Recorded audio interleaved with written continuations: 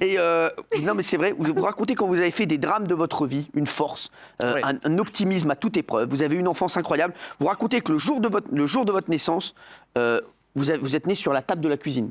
Absolument. D'abord, ce livre, C'est ouf. Ça a été une aventure pour moi parce que j'étais absolument pas sûr de pouvoir faire ce voyage introspection, dans le sens où, évidemment, je savais que j'étais prématuré, bon, d'accord, 950 grammes, je savais, la couveuse, je savais, 3 mois et demi, mais j'avais vraiment jamais réfléchi à l'intérieur de tout ça. Et tout à coup, j'ai compris comment je me suis construit, que je me suis construit dans cette boîte, dans cette couveuse. Parce que je suis arrivé, alors, quand j'ai dit ça à mon fils, j'ai dit ça à mon fils aîné, j'ai dit, tu sais, je vais faire un livre sur ma prématurité. Il m'a dit, ouais, d'accord. Ben, je lui ai dit, mais non, attends, c'est sérieux.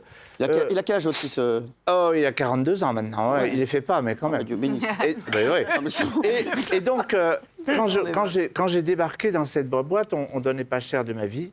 Je suis né sur la table de la cuisine en plein hiver.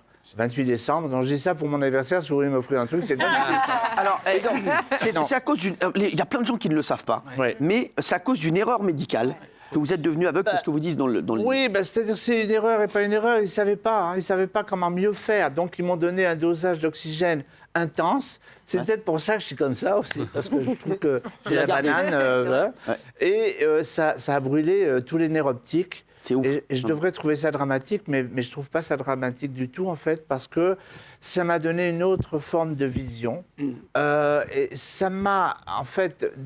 Le problème dans cette boîte, c'est que les parents à l'époque ne pouvaient pas venir près des bébés. Ça veut dire que j'avais pas le son de la voix de ma maman, j'avais pas le toucher de peau à peau, ce qui est très important. T'es d'accord avec les bébés? Ah oui, mais moi je t'ai entendu en parler déjà et je trouvais ça atroce. Et le truc, c'est que j'étais vraiment solo de chez solo dans cette boîte. Donc ça aurait pu être dramatique, mais d'abord, je me suis calmé parce qu'au début, je me souviens très bien maintenant que j'ai fait cette introspection, j'ai eu très peur. Parce que j'allais mourir déjà. Et tu dis que tu rêves pas du tout de voir. Non, c'est pas un rêve pour toi. Je rêve pas du tout de voir comme vous voyez. Non, moi je trouve que c'est bien comme vous voyez, mais je veux dire, quand je vois ce que je vois... Mais c'est bien comme je vois aussi, vraiment. Non, mais... Et c'est difficile à expliquer aux gens parce que pour eux, quelqu'un d'aveugle, c'est quelqu'un dans le noir, les ténèbres et tout ça. Moi, je sais même pas ce que c'est que les ténèbres, je sais pas ce que c'est que le noir. Donc moi, je vois comme je vois. Et c'est marrant que tu parles de ça parce que j'ai rêvé. Alors je te promets. Dis-moi, je devrais pas dire ça parce que ça va me griller du temps. Mais j'ai rêvé qu'on était ici. Cette nuit, j'ai rêvé que j'étais là. Et alors toi, tu étais à peu près où tu es. C'est marrant, ça. Je suis toujours... Et à un moment donné, je te parlais du fait que j'ai failli être violée par une guenon en Guadeloupe. Ah oui. Et c'est vrai, en plus. C'est vrai. C'est vrai. Oui. Ah ouais, elle est là ce soir. J'ai la peur de ma vie. Non, mais t'as failli être violée par une guenon en Guadeloupe. Ouais, mais j'ai une super peur. Attends, j'étais dans un grand jardin et j'entends tout d'un coup... elle tape des mains, alors moi je me dis, elle veut quelque chose, alors je vais vers elle, et elle met les bras autour de mon cou, et je la prends comme un petit bébé, puis un petit bébé, tout ça. Et puis elle commence à descendre, mais à un moment donné, j'ai vu que je n'allais pas m'en sortir. J'ai eu super peur. Ouais, c'est vrai. Mais je ne suis pas là pour vous parler de ça, j'aurais pas dû parler. Peut-être l'amener la police alors.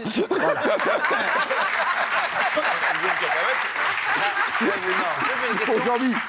Non, mais et le livre, franchement, les chéris, tous ceux qui nous regardent, c'est une merveille, c'est hyper intéressant, vraiment, oui. Mais pardon Gilbert, mais comment est-ce que du coup vous nous imaginez? Est-ce que comment vous imaginez Cyril physiquement? Enfin, comment vous m'imaginez, moi, physiquement? Alors, moi, je vais vous répondre très brun ou blond?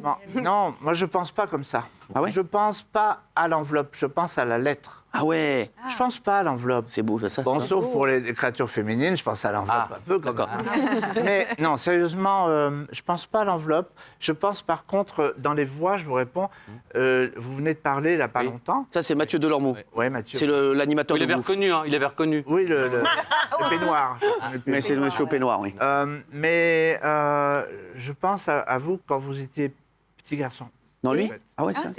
Alors, vous ne m'avez pas parlé assez longtemps pour que je vous dise... Bah, allez-y. Mais non, mais... Si, mais parlez, non, mais c'est intéressant. Ça me touche beaucoup ce que vous dites, mais voilà, je me dis toujours quand vous écoutez une voix, qu'est-ce que vous vous dites sur la personne? Est-ce qu'il est grand, petit, blond, gros, méchant, un regard... Je ne sais pas, qu'est-ce que vous... Non, je vois jouer avec certains jouets que vous aviez.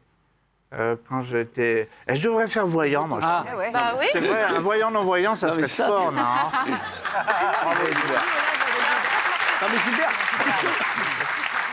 Gilbert, qu'est-ce que vous vouliez dire sur Mathieu? Parce que c'est intéressant, moi, je trouve ça, de savoir. Oui, c'est touchant. Ouais, c'est vrai. On ne s'est pas parlé assez pour que j'entende bien sa voix, mais je veux dire, je vois ça, je vois quand il était petit.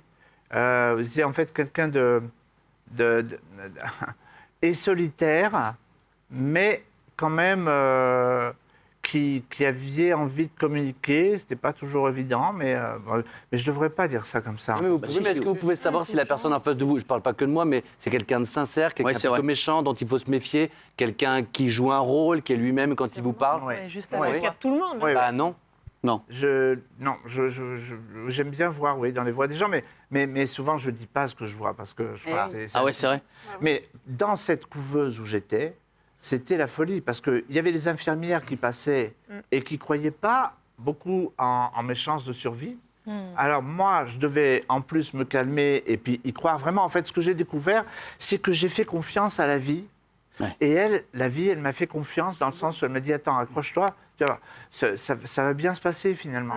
Et qu'est-ce que je regrette pas? Je veux dire, je suis ici avec la Natacha, le Cyril, tout le monde. Ah, merci mon Gilbert. Comment vous faites le public avec vos mains? Gilbert Montagnier, Au jardin de ma vie.